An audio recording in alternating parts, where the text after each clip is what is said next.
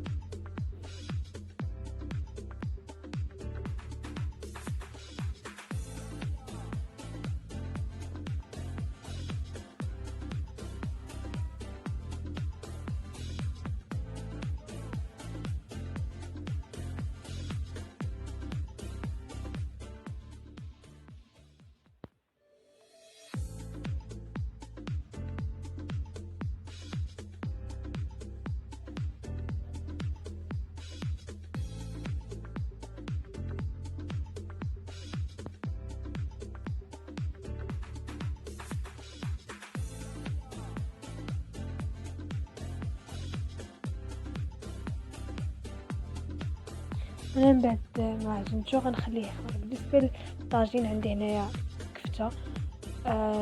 المكونات يمكن لكم تضيفوهم. عندي هنا 2 بصلات مقطعين و4 البطاطا يعني مقطعين على شكل مربعات، ومطيشه حتى هي مقطعه. انا لحت داكشي كامل، درت ليه العطريه ودلحت البصله ومطيشه هما الاولين، زدت عليهم الكفته عاد باش زدت عليهم خيزو والبطاطا مقطعين مربعات. بعدين العجينه هاي خمرات ليا. غنبدا نكرس فيها ونلوحها باش طيب.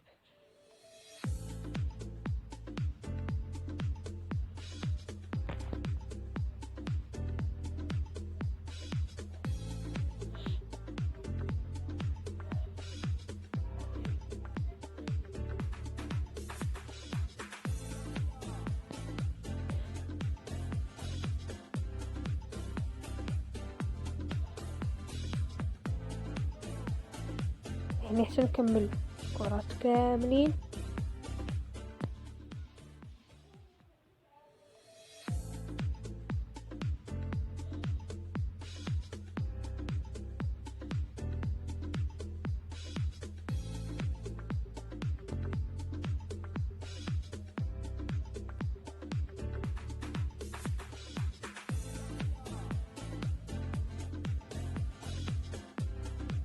اما هنايا فاش طاب داكشي كامل انا بديت كنقلب في الخبز.